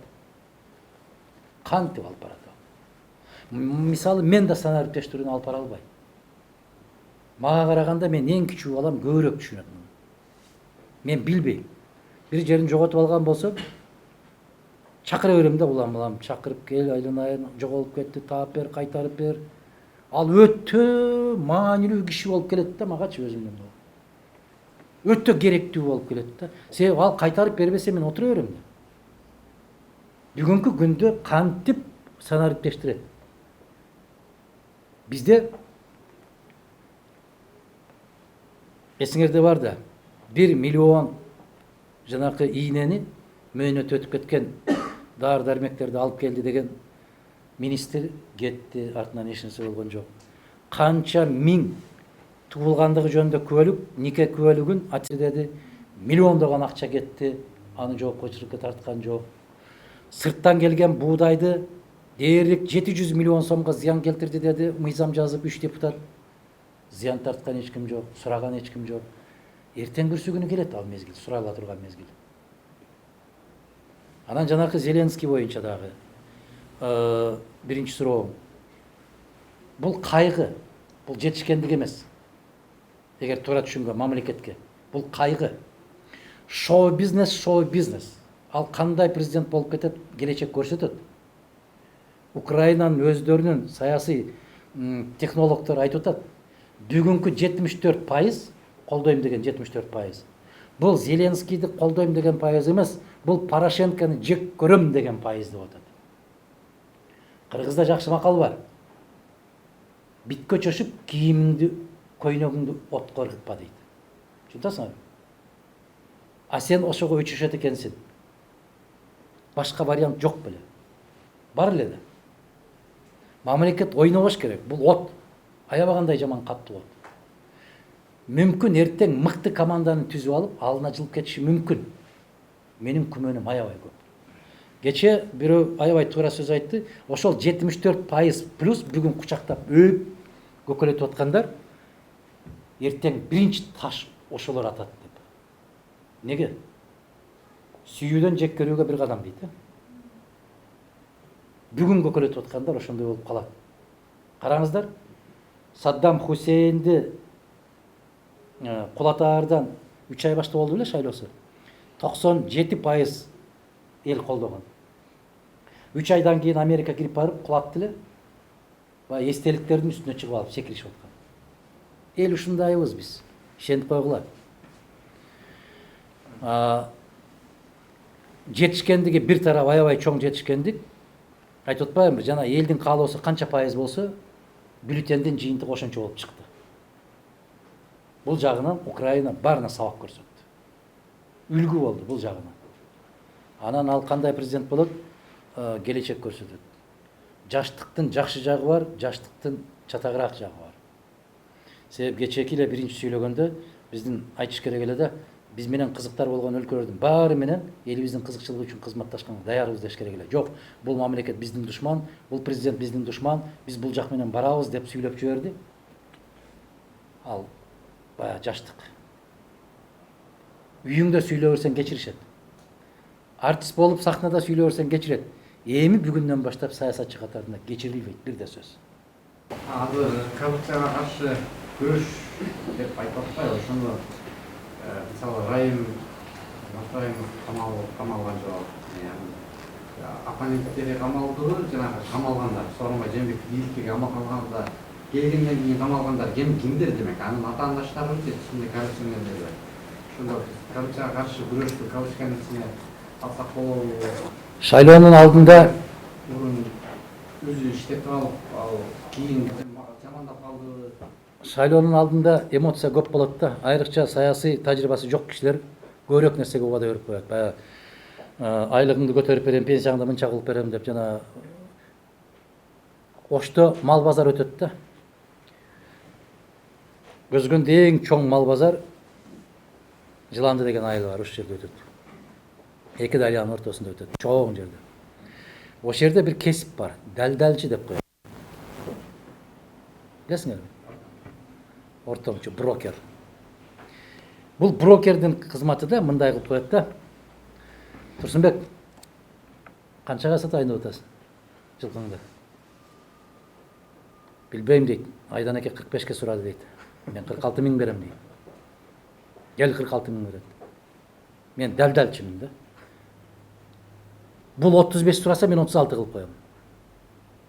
Ушинтип бузам да мунун соодасын. Бул деле бербейт ошончону.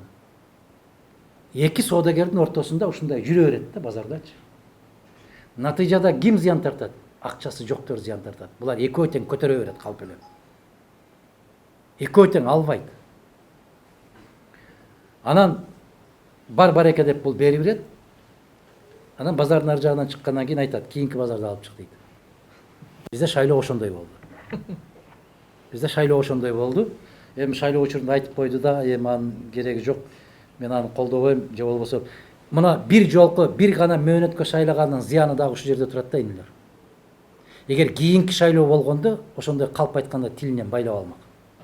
Булар бир жолу эмнени убада берсең бер, 6 жылдан кийин кол тийбестик алат экенсиң, резиденциядан үйдү тамды салат экенсиң, каалаганыңдай жашай берет экенсиң, көзүңдү жумуп оозуңа батышынча айта бер деп атат да.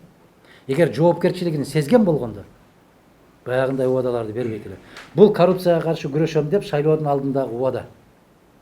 Бул аргасыз болду. Жана 35 киши чөнтөгүндө тизмеси дебедиби? Ошондо бирөөнү кармаш керек эле да. Кимди кармаш керек? Кече жардам берип аткан азаматтарды кантип кармайсың?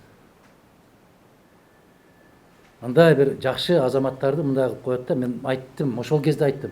Бүгүн мен сага кылмыш ишин козгошум мүмкүн, 3 күн берем, кач. 3 күндөн кийин дейм, качпасаң мен өлгө, капы болбо. Анан кетет алам. Шадип дейсиңби? Ошону мисал болот. Суу кечеби, от кечеби кетет. Анан кеткенден кийин эле эртеси күн жарыялап калат да, козгойлук десек кетип калыптыр. Анан алар ал жактан туруп алып беркилер менен соодалашып жүргүзө берет сооданы. Анан булар издөөгө салып коет. Эмнеге издөө саласың? Эгер кишилер барып, алар менен учурашып, амандашып, план программалардан бери айтып келип атса, сен кимди издеп жүрөсүң? Айтчы. Туурабы? Мен өткөндө айттым эле, азыр кайталайм. Маселен, мен үйүмдөн чыгып бир жерге барып 2 жума жашай албайм да, себеп акчам да жетпейт, мүмкүнчүлүгүм да жок. Булар өтө бай мамлекеттерге барып алып, балдарын укмуштуудай мектептерге киргизип, өздөрү мыкты жашап атат. Кантип жашап атат? Кантип? Же ошо барган мамлекет камкордук алып атабы? Силер ой жүгүртүп көрөлү да, келгиле. Жөн эле акыл жүгүртүп көрөлүчү, кантип жашап атат? Эмнеге жашап атат? Кайсы каражатка жашап атат? Анан биз ушундай экенбиз. Кече Парижде Нотр-Дам Пари күйсө, түнү менен бир бизнесмен 200 миллион которду, 200 миллион евро. Бирөө 100 миллион которду. Париж мэриясы 50 миллион которду. 300 миллион которуп койду. 2 күндөн кийин 1 миллиардтан ашып кетти. А бизде бир футбол ойной турган аянтча куруп коелу десе, биздеги миллионерлер элге кайрылып атат. Элге. Келгиле ашар жол менен салып берген, жардам бергиле деп атат. Байкуштар да эч оокат өтпөй кыйналышып атат да. Көрдүңөрбү? Аң сезим. Оодарылып калганда биздики тескери. Экинчиден, жана берген суроого массалык маалымат каражаттары боюнча бизде коомдо билесиңерби 1840 жылдары Россияда, Франциядан аябай Россияны жамандап жазып атат, жапайы деп атат деп бир Кюстин деген журналистти чакырышкан. Чакырып келип аябай жакшынакай кылып өзү Александр өзү кабыл алган падыша. Анан ага министрди бөлүп берген, ошол кыдыртып жүргөн. Аябай жакшы шарттар түзүп берген. Бирок келгенде эле кене талап коюптур да, жанагы жаткан жериндечи. Кенени билесиңерби? Жигиттер, жаштар билесиңерби кене дегенди? Ошол талап коюптур да жаткан жеринде. Аябай кыйналган экен.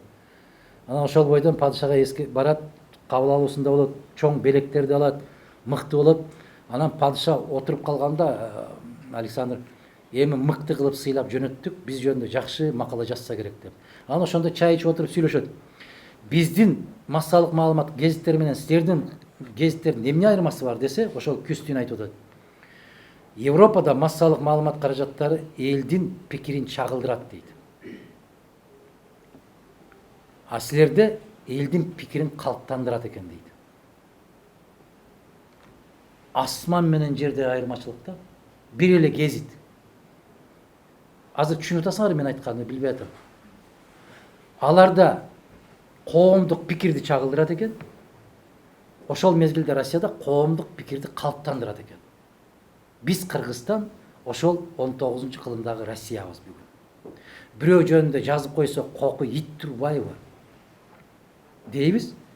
А бирөө жөнүндө аяк мактап жазып койсо, жана Тынар менен эмне ойноп аткандай тадаган кетейин деп барып кучактап өбөй бергенге даярбыз да.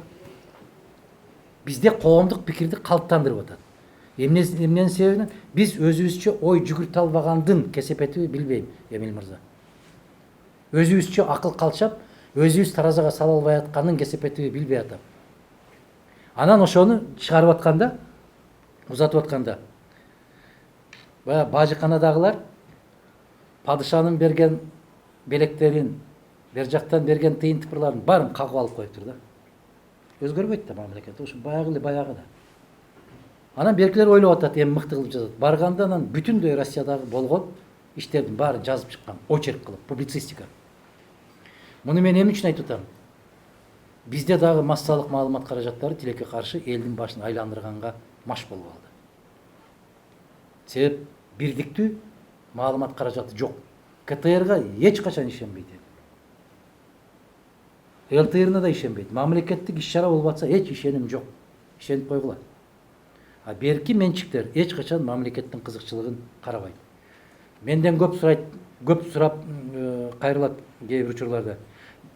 Сталин менен Троцкийдин ортосунда кандай айырмачылык бар экенин Ленин жазып берген экен пленумга. Троцкийди мындай деп жазыптыр. Идея үчүн бардык нерсеге даярды. Идея үчүн. Социализм жеңиш үчүн башка мамлекеттерде. Бардык нерсеге даяр. Сталин мамлекеттүүлүк үчүн бардык нерсеге даярды. Экөөнүн айырмасы ушунда экен. Бирөө мамлекеттүүлүк үчүн, бирөө идея үчүн экен. Азыр сиздер мага койгон суроо ушундай болуп калды да.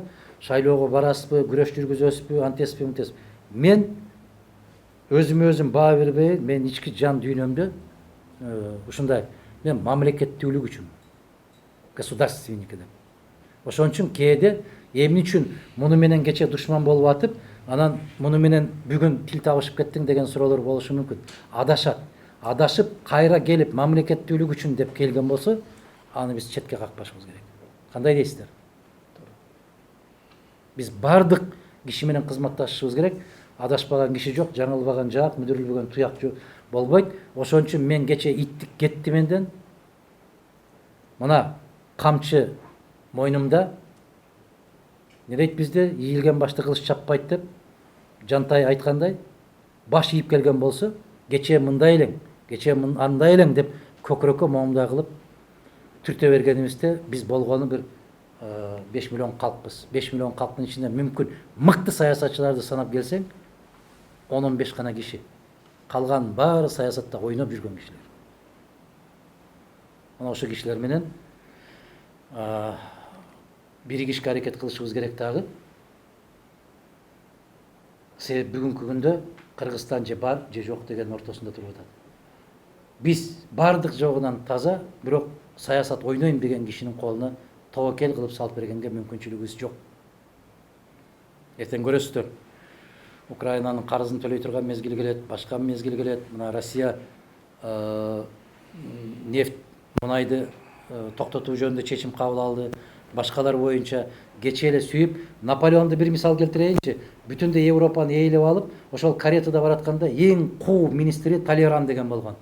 Тышкы иштер министри. Ошол баратып, жолдун эки бетинде эл батпай кеткенде Наполеонду кыйкырып, бакырып, бир көрүп калсам, колун кармап калсам, ушунчалык каттуу кадыр-баркка ээ болуп баратканда, Талеран айтат да, элге салам айтып коебуз дейт. Укпагандай болуп кете берет. Экинчи, үчүнчү жолу айт. Кимге десе элге дейт. Кайда десе момда терезени ачып көрсөтөт. Элдин баары кол чаап күтүп аткан болот. Ошондо Наполеон билесиздерби эмне дейт? Башын чайкайт. Эртең мени ушул сарайдан соттоп алып чыкканда, мындан да каптуураак кол чаап кубанат ушулар деген. Көрөгөчтүк кылган экен. Бир канча мезгилден кийин Наполеонду тактан кулатып, ошол жерден Ыйык Елена аралына айдап атканда, эл андан 5 беттер көбүрөөк кол чапканда кубанып. Туруксуз болуп турат. Ошондуктан бүгүн элге жакшы көрүнөм деп калп айтыштын кереги жок. элге жаман көрүнүп калат экенмин деп чындыкты жашырып коюштун кереги жок. Чындыкты какшап айта бер, эртең бүрсү күнү баары бир жете бер, кишиге жетет. Соңку суроо кылалыбы? Акыркы билер болсок. Анда сиздики, сиз ушу 3 суроо менен. Аты Мелембек, фамилиям Исраилов, эркин блогер, журналистпиз. Мен бул жерде биздин YouTube тармагында мындай ниет үзбер, ошонун бар ютуберлердин атынан эле мен келдим. Ошон бул жерде 3-4 суроо беришкен, ошону да кайталап кетсем. Менин суроону сиз берип койдуңуз 23-нүн эртеңки Садыр Кожоевич менен Текебаевдин суроосу. Бул жерде жол болду. Кыргызстан деген каналдын суроосун окуй кетсем, азыркы учурда интернет айдыгында ар ким каалагандай сүйлөп, каалагандай пост, комментарий жазып жатышат. Бири бийликти, бири президентибизди жамандап богоюңуз. Интернетте өлкөбүз көзөмөлгө ала алабы? Бул ошол жол болду деген. Акыркы кабарлар деген, сиз бийликке келсеңиз, диктатура орноп, эл күткөн бийлик болбой калышынан коркпойсузбу? Акырынан жооп берейин, мен бийликтин болбой калышынан коркпойм, себеп мен коркуп турган мезгилден өтүп кеткенмин. Бир нерсеге көзүм жетпесе, же бир нерсени айтаарда күбөлөр болбосо да айтпай калгам. Адамдын акылы 60ка келгенде толот дейт. 60ка чейин дагы Кудайга шүгүр бир топ жыл бар бизге. Биз жашпыз дагы. Бирок 60ка келгенде толот экен деп акылсыздык кыла бериштин кажети жок да. Баягы акыл жаштан асыл, акыл баштан, асыл таштан дегендей, көргөн көсөм болот. Көп жашаган көсөм болбойт. Көргөн көсөм. Биз баарын көрдүк. Ошондуктан коркунуч сезим жок. Көзүбүз жеткен үчүн ушундай ишенимдүү түрдө айтабыз. Экинчиден, интернетти мамлекет бүгүн көзөмөлгө ала албайт. Бизден күчтүү мамлекеттер көзөмөлгө ала албайт. Бирок кайсы бир негизде жөнгө салса болот. Кандайдыр бир багыттарда, мисалы Кытай керектүү жерлерини көзөмөлгө алып коюп атат. Түркия, Россия, ошол эле Америка аябагандай каттуу көзөмөлгө алат. Каттуу көзөмөл. Ал эмес чыккан кинолорун, тартып аткан кинолорун да көзөмөлгө алат. Бардык мамлекет. Биздин эле Кыргызстан жайлоо да. Эшек жайылып жүргөн жерге жылкы да жайыла берет, кой да жайып, бардыгы аралашып кеткен. Көзөмөлгө алышыбыз керек. Себеп маалыматтык коопсуздук 21-кылымдагы биринчи коопсуздук. Экинчиси жанагы митингдер боюнча. Митингдер боюнча ар бир киши өзүнүн чыгып пикирин айтканга толук мүмкүнчүлүк, укугу бар. 23-нде боло турган митингти мен айттым, идеясын толугу менен колдойм. Ушуга жеткирбестен туруп маселени чечип коюш керек эле. Эгерде кандайдыр бир эл чыгып тополоң болуп аткан болсо, ал жерде элдин күнөөсү жок. Заматта угуп, ошол мезгилде маселесин чечип эле турган болсо, эл чыкпайт. Эрингенден чыгып аткан жок. Ошол чечилбей атат маселе. Ошон үчүн чыгып атат. Толук кандуу болдубу жок? Дагы бир суроо. Дагы Мунанас ТВ деген канал берди. Сиз ар дайым Россияга барасыз, Москвага, Казакстанга качан келесиз? Сиздин тарапташыңыз күтүп атат дейт. Именно подписчиктерден ошондой болуп тур? Менин принцибим ушундай: чакырган жерге барам. Ким даяр болуп чакырса, бизге керек десе, мен ошол жерге барам. Анан мен өзүм барып бекерден бекер башты орта бербейм аларды. Жыйналгыла, топтолгула, сүйлөп берейин. Жок, алар үчүн башка партиялар бар. Барып чай-пай уюштуруп, бир-эки жылдыз деген жылдызчаларды аркасынан жетелеп алып, концерт менен кызыктырып чакырып, анан тамак менен чакырышат да. Мен жок. Менин сөзүмдү угам, пикир угам, идея угам деген кишилер топтолсо, мына бизгече жаш юристтер менен жолуктук. 30 кишиде деп эсептешкен экен, аябай көп болуп кетип, батпай кетти. Батпагандар капа болбосун, ушул жерге келсин, мен кайра ошолор менен жолугушканга даярмын деп атам. Сөз угам, жолугушам деген киши болсо, жыйналса мен барам. Ошондой Казакстандагылар жыйналгыла, уюштургула. Кудай аман койсо, насип кылса барабыз. Атамырза азыр айтпадыңызбы, Кыргызстанда бир саясий позициясы бар, бир 10-15 жыл адам бар депчи. Анан жакында алар менен бир сүйлөшүп, биригип парламент шайлоого барып калышыбыз мүмкүн деп атат да. Жашыруун болбосо, эгер ачык болсо, кайсы саясатчылар менен биригип биригишиңиз мүмкүн партияларга жана келечектеги партияңыздын курамына кимдер кириши мүмкүн? Жанагындай саясатта мындай салмактуу аткаминердерби же жалаң илими билими бар анан ою бар өзүнүн мүддөсү бар жаштар киреби? Рахмат. Эми кимдер менен кимдерди деп атаганда бирөө жарымын атап коюп, кокустан бирөө жарым эсинен чыгып калып аталбай калган болсо бүттүң да өмүрүң акырына чейин душмансың да. Биз ушундай элбиз го. Ошон үчүн аны сиздер деле билесиздер. Күнүмдүк мына турмуштарда өздөрүнүн туруктуу позициясын кармап жүргөн азаматтарыбыз бар. Жигиттерибиз, кыздарыбыз бар, ошолор. Биздин курамда кимдер болот? Биз кимдер менен бирге болушубуз мүмкүн? Ал жашыруун эмес. Биз ачыктан ачык жарыя кылганбыз. Ондогон жылдар бою айтып келатабыз. Мына ушул Кыргызстанда президенттик башкаруу болуш керек. Эл тарабынан шайланган президент өкмөттү башкарыш керек. Өкмөттүн санын кыскартуу керек, парламенттин санын кыскартуу керек. 93-жылкы алган конституцияны бүгүнкү турмушка шайкеш келтирип, оңдоп, түзөтүп, пайдаланып ошол бойдон калтырышыбыз керек. Кыргызстанда мыйзамдын диктатурасы орнош керек, инсандын эмес. Муну Бишкектен каккан казык сүлүктүдөн зыңгырап турса, же ат башы Акталаадан же түптөн зыңгырап турса, ушундай тартипти орнотом, ушундай адилеттүү мамлекетти курууга даярмын деген азаматтар болсо, ким болсо ошол болсун, келсин. Биздин кучагыбыз ачык. Чет жакка чыгып башка мамлекеттердин журналисттер менен сүйлөшкөндө кызыгасың да. Силерде президент кантип тандайт десең, эң биринчи анын адамдык, инсандык касиетине дейт, билимине дейт. Анан мындай жасаган эмгегине, анын тазалыгына дейт да. Мисалы Кытайдын азыркы төрагасы Сизинпиндей өзү менче бала бакчада балдар үйүндө чоңойгон, тазалыгы биринчи критерий болгон да. Өтө тазалык. Анан бизде ушундай ой келет да, мына министрлик кызмат болобу, майлуу сүттүн баарын эле мындай соодадай болуп калган. Соода. Мен ошондо биржа деп койсом капа болушпадыбы? Жогорку кеңеш биржа болуп калды. Эми тилекке каршы Кудай ошондон сактасын, ушул күндөн күнгө күчөп баратат. Бүгүнкү күндө дагы жанагы кызмет түзгөндө могул жаш жигит суроо бергендей, кимдер болот дегендей, бүтүндөй тыйындуулардан куралып атат. Эми эл ушуга жооп бериш керек да. Эл айтыш керек да, бизге тыйындуу эмес, бизге акылдуу. Бизге бай эмес, бизге жөндөмдүү. Бизге баягындай кол туткак эмес, бизге таза инсандар керек деген талапты койсо, ошого жараша бийлик куралат да. Биз үмүт кылалы. Күндөн күнгө Кудайга шүгүр, бизде коомчулукта дагы аң сезим бираз көтөрүлүп келаткан сыяктуу. Көп жерге барганда мага айтышат, шорпосун да иштик, акчасын да алдык, этин да жеп көрдүк. Аны менен жашоо оңолбойт экен. Эми өзүңөр келбесеңер болбойт окшойт дегендей сөздөрдү мен башта укчу эмесмин. Бүгүнкү күндө ошолор күндөн күнгө күчөп баратат. Ушул кандайдыр бир үмүт отун арттырат. Кудай буйрса ошол күндөрдү көрүп калсак керек деген үмүтүбүз бар. Жакшылыктан үмүт кылалы, жакшылык менен жашайлы. Буйрса өз тагдырыбызды өзүбүз колубуз кала турган мамлекет болуп калабыз го деген үмүтүм бар. Мына сиз айткандай, Си Цзиньпин эмес, Түштүк Кореянын Пак Кын Хеге чейинки президенти, менимче жападан жалгыз камалбаган ошол калды окшойт. Лю Менбак. Лю Менбак ошол кичинекей кезинен баштап мына дасторконунун үстүндө калып калган күрүчтөрдү терип жеп жүрүп чоңойгон да.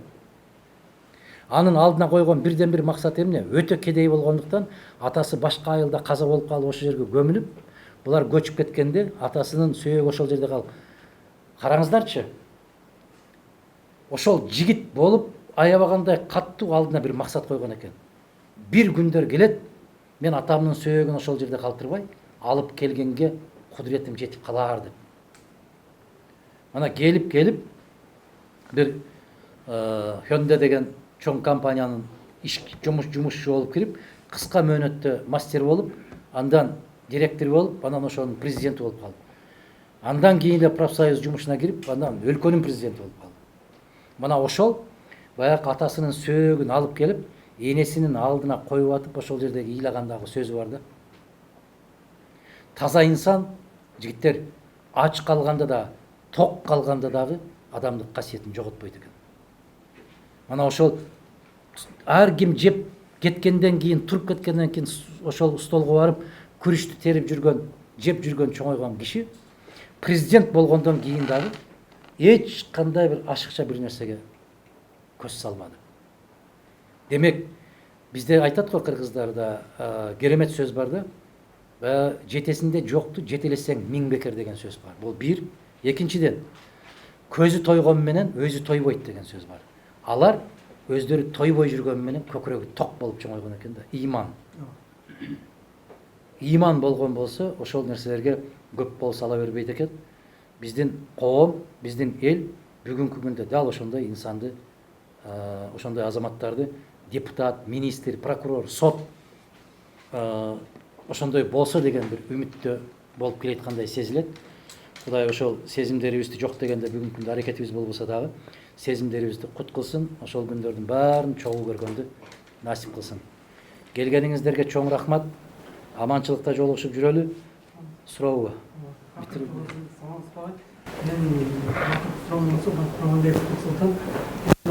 күнүбүздө башы бул атабыз болот да. Кыргыз элинин башы бул президент. Ошо президентибизди биз кандай сыйлашыбыз керек, кандай даражада сыйлашыбыз керек? Мындай сыйлаш керек, андай сыйлаш керек деп кагазга жазылбайт. Экс-президенттерибиз болсо. Кагазга жазылбайт. Маселен,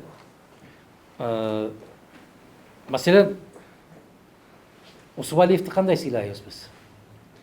Исхак Разаковду кандай сыйлайбыз? Абсамат Масалиевди кандай сыйлайбыз? Алар талап кылган жок да мен ушундай сыйлагыла деп. Сый жазылып сыйланбайт. Сый бир мыйзамдын негизинде жазылбайт. Адамга болгон сый, маселен, мен ар кимге өзүнчө мамиле кылам. Эмнеге? Өзүнө жараша. Эгерде ал киши, маселен, Жигарханянды көрүп атасыңар, да, азыр тарап кетти го. Акылдуу инсандар дейт, кээде арак ичип алып мас болуш керек дейт. Эмнеге десе, келесоолор менен сүйлөшүп отуруш үчүн дейт. Карагыла. Себеп келесоолор менен соо туруп сүйлөшсөң болбойт экен да. Сени ал түшүнбөйт экен, ал сени түшүнбөйт экен да. Ошон үчүн ар кимге өзүнө жараша мамиле кылыш керек экен. Ошол сыйга татыктуумун деген инсан өзүн алып жүргөнгө жараша болот экен. Мен өзүмдү мисал келтирбейин. Бизде көптөгөн кишилер бар. Бүгүнкү күндө эч кандай кызматта жок. Эч кандай даражасы жок. Үстүндө кийип жүргөн 2 костюмунан башка деле байлыгы жок. Бирок кайсы жерге барса төргө отургузат. Бүгүн депутат болуп, министр болуп, тиммеле чалкалап, машинасынын эшигин өзү ача албай калгандар бар. Басып барса, келдиңби деп киши карап койбойт да. Баягы эле кол алдында иштегендер жүгүрүп барып эңкейе калып туруп, азыр деле кечээ бир чоң ачылыш болду го, ошону көрүп атпайсыңар. Бир аз эңкейип алып жүгүрөт да. Себеби эмнеге? Алар туулганда ошол кызмат кылыш үчүн. Стандарт ушундай да, мындай. Стандарт. Ар кандай жагдайларга жараша кичине ийилип койгон, аштык кылбас деп чоңоюшкан алар. Ийилгенге ийилгин, көктөн түшкөн, керкейгенге керкейгин, көктөн түшкөн пир эмес дейт, ийилгенге ийилгин баалап берген кол эмес дейт да. Ушундай мамиле кылышыбыз керек. Биз мамлекет катарында да ушундай болушубуз керек. Япон болобу, Германия болобу, ким болсо ошол болсун, Кыргызстанга кандай мамиле кылса, ошондой мамиле кылышыбыз керек. Көп эле бөжөңдөй бербеш керек. Башка чоң мамлекеттер келип калса эле биздикилер көрөсүңөр го, жалжайып эле ушу бактылуу болуп, чоң энеси тойдон келгендей же болбосо матасы ажыдан келгендей болуп эле бактылуу болуп калышат. Болбойт. Туруктуу жөн эле болуп кое бер.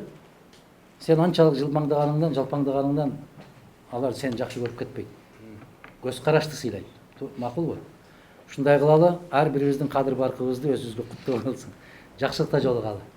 Рахмат, чоң сыйга. Убагында биттиби?